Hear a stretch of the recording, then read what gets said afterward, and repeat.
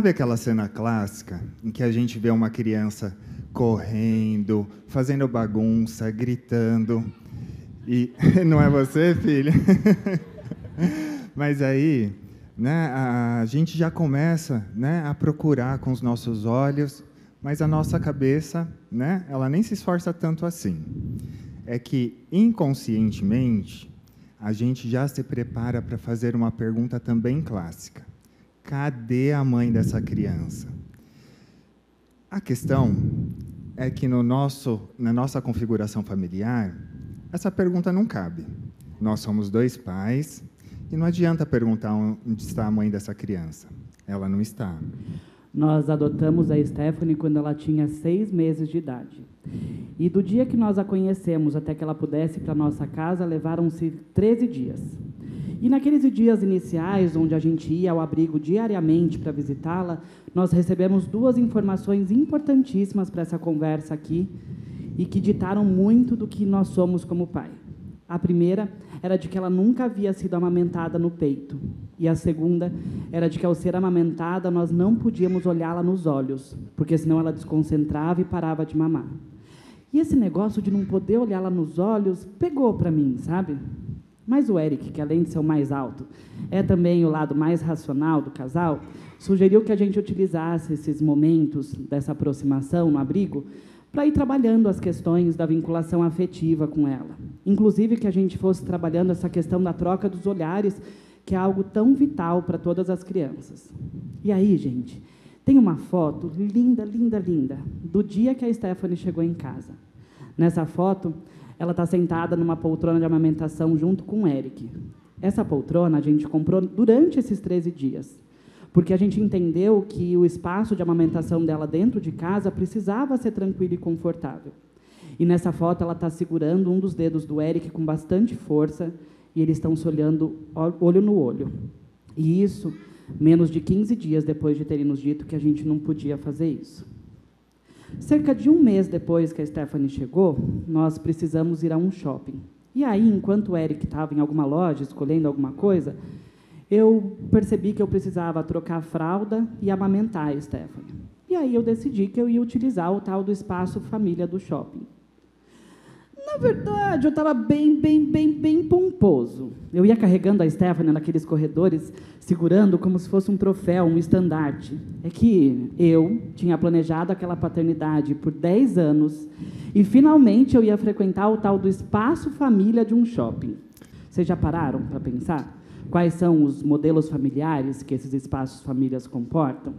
Quando eu cheguei nesse espaço família, eu perguntei para a recepcionista onde é que eu podia amamentar a minha filha.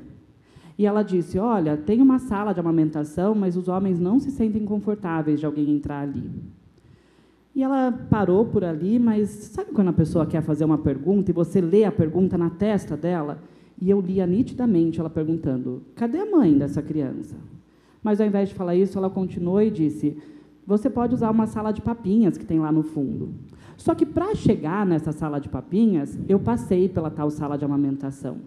E era um espaço lindo. Tinha uma luz baixa, umas 7 ou 8 poltronas super confortáveis, uma musiquinha de fundo, um aroma com cheiro de talco no ambiente. A questão é que não era eu quem queria utilizar aquele espaço. Era nossa filha quem merecia ser amamentada num espaço digno e tranquilo. E esse questionamento sobre onde está a mãe nem sempre é verbalizado. Às vezes ele fica subentendido mesmo. E aí o que a gente vai percebendo é que as pessoas, ao entenderem ou verem que não existe essa mãe, elas acham que é um espaço vago e que pode ser ocupado. Mas o pior, né? Muitas vezes elas tomam decisões em nosso lugar. A Stephanie, quando ela tinha uns 3 anos, na escolinha que ela estudava, a diretora resolveu fazer um brinde de Dia das Mães. Era um baldinho de pipocas com o nome Mamãe gravado. Mas desde quando a gente a matriculou nessa escola, a gente já tinha conversado com a diretora que esse tema ia ser algo que nós íamos discutir juntos, mas principalmente com a Stephanie. E aí, gente, um dia antes do Dia das Mães, a gente recebeu uma mensagem da diretora com a seguinte frase: olha, a gente bolou um plano incrível para o presente Dia das Mães. Mas a questão é que ela falou a gente, mas não tinha a gente coisa nenhuma, né? Ela foi lá e tomou a decisão sem nem nos consultar. Porque se ela tivesse nos consultado, essa era uma coisa que a gente já discutia muito tempo antes da gente ser pai. Mas que, de repente, ali, se a escola que a gente matriculasse, a criança que a gente adotasse, tivesse essas comemorações de Dia das Mães e tivesse essa lembrancinha, a criança poderia escolher para quem entregar. Stephanie podia ter entregue esse balde de pipocas, de repente, para mim, para o Érico, ou então para uma das mulheres das nossas famílias. Sim, e aí no dia seguinte, quando nós fomos buscar lá na escola, todas as crianças foram saindo com seu baldinho escrito mamãe. Mas o dela, e apenas o dela, estava escrito Stephanie. Ela até mostrou para a gente ali na saída, mas ela parecia bem tímida e envergonhada, né? E é um nome grande, né? Stephanie, um nome com 9 letras. Um nome, inclusive, que foi dado pela mãe biológica dela. E esse foi o motivo pelo qual a gente não mudou o nome da Stephanie, mesmo que a lei permitisse. Porque a gente entende que esse foi um dos grandes presentes que essa mulher deu à nossa filha. Pensa comigo, o nome de cada um de nós é o primeiro grande feito que a gente ganha ao nascer. Mas, de repente, ali, num baldinho de pipocas, aquele nome presente havia se transformado em solidão. E chegando em casa, ela fez questão de mostrar o tal baldinho para a avó, mas ela não quis falar muito sobre aquela situação. A única coisa que ela disse, e foi bem baixinho, foi o seguinte: é para as mamães, mas esse é meu.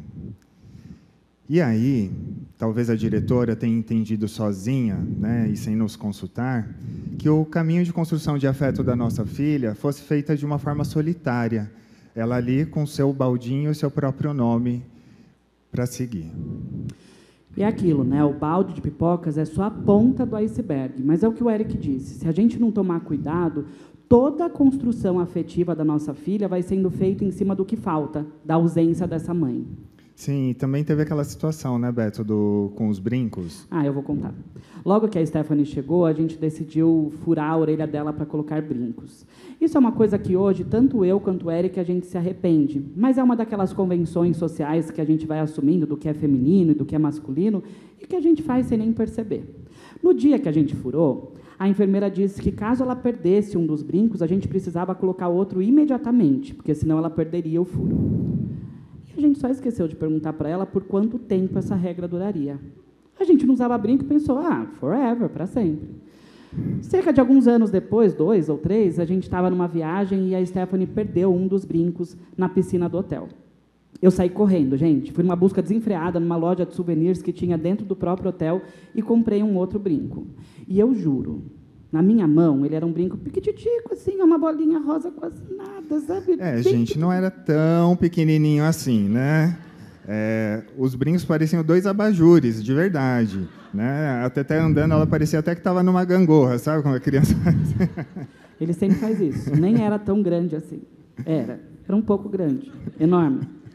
A questão é que ali, rindo de toda aquela situação, do que o Eric estava falando, eu também percebi que o brinco era grande. Eu tirei uma foto e postei nas minhas redes sociais. Eu coloquei uma legenda qualquer, dizendo que eu tinha colocado aquele brinco para que ela não perdesse o furo da orelha. Em menos de 2 horas, eu recebi mais de 100 mensagens, quase todas de mulheres. E elas começavam com frases assim: ai, Beto, se você fosse mulher, você saberia. Ou ainda pior: Beto, se você fosse a mãe, você saberia do que eu vou te falar. E eu entendia o que aquelas mulheres estavam querendo me dizer, que uma vez que eu já tinha furado a orelha dela fazia 2 ou 3 anos, agora eles não fechariam com tanta facilidade. Eu realmente não sabia disso antes, mas eu ficava me perguntando, será que essa ajuda precisava ser precedida dessas frases que só sabiam falar sobre a ausência ou sobre o fato de eu não ser a mãe? Pois é, vocês conseguem perceber o quanto a gente vai ouvindo e até sentindo toda essa cobrança pela falta da mãe? Vejam só, né? Foi lá no shopping, né? No Espaço Família, na escola e até mesmo nas redes sociais, né? Esse é algum dos lugares, né? Eu nem sei dizer como é que essa questão da foto e das mensagens me atingiu. A questão é que no dia seguinte eu acordei e a primeira frase que eu disse para o Eric foi: Eric, a gente vai à farmácia, eu vou furar a minha orelha. Se a questão é essa, eu vou furar a orelha e entender como é que esse negócio de brinco funciona. Pois é, né, gente? Não só ele furou a orelha dele, como também quase me obrigou a furar a minha aqui, né? É que eu sou o mais baixinho do casal. A gente vai o tempo todo mudando o nosso jeito, o nosso ímpeto, o nosso corpo, a nossa alma, tentando encaixar numa sociedade que parece sempre muito delimitada, pelo menos para nós. Sim, e assim como nós, outras pessoas LGBTs também vão fazendo, ou fizeram por uma vida inteira, né, mudanças para poder se encaixar, para poder caber. E são mudanças que não precisam ser feitas, até porque a gente não precisa disfarçar nada, né? Sabe que, anualmente, no Brasil, mais de 100 mil crianças são registradas apenas com o nome da mãe na certidão de nascimento. Mas aí veja, com o que a gente está trazendo aqui. Quando uma criança tem o nome de 2 pais, parece que aquele papel apita. Cadê a mãe dessa criança? Cadê a mãe dessa criança? Cadê a mãe dessa criança? Pois é, gente. E dá para falar em família, em contexto familiar, ou convivência familiar, olhando só para o que falta? Por que às vezes a gente tem tanta dificuldade de falar para aquilo que sobra e que transborda nas famílias? Quando eu precisei amamentar a Stephanie naquele shopping, eu usei a tal sala de papinhas. E era um espaço horrível.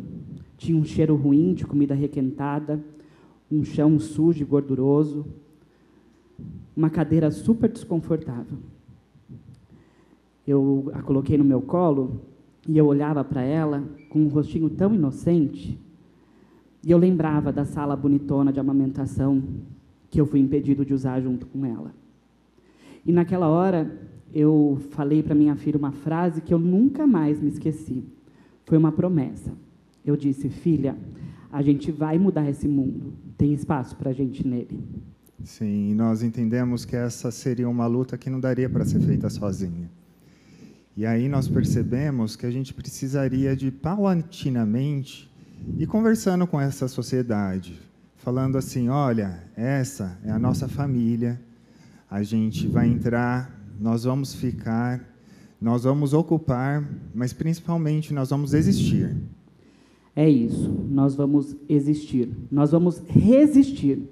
Mesmo que para isso nós sejamos apenas 2 homens, que somos chamados de pai por uma criança, e a gente esteja tentando garantir para ela aquilo que para a gente é o básico para qualquer criança: o cuidado, o afeto, o carinho, a atenção.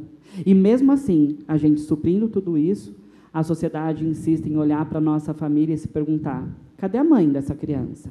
E a gente não quer e nem precisa ser colocado no lugar de super-heróis. E isso é um fato até engraçado, né? Porque tantas as lembrancinhas como a própria comemoração do Dia dos Pais nos retratam justamente dessa forma, como super-heróis.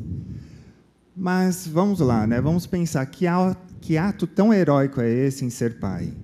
Porque ser pai é estar comprometido com todas as responsabilidades do cuidar, que é diário. Isso independe de gênero.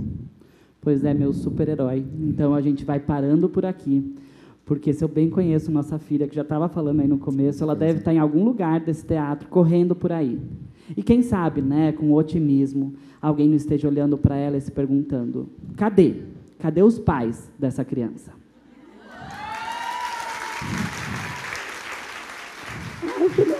Ah, você está aqui!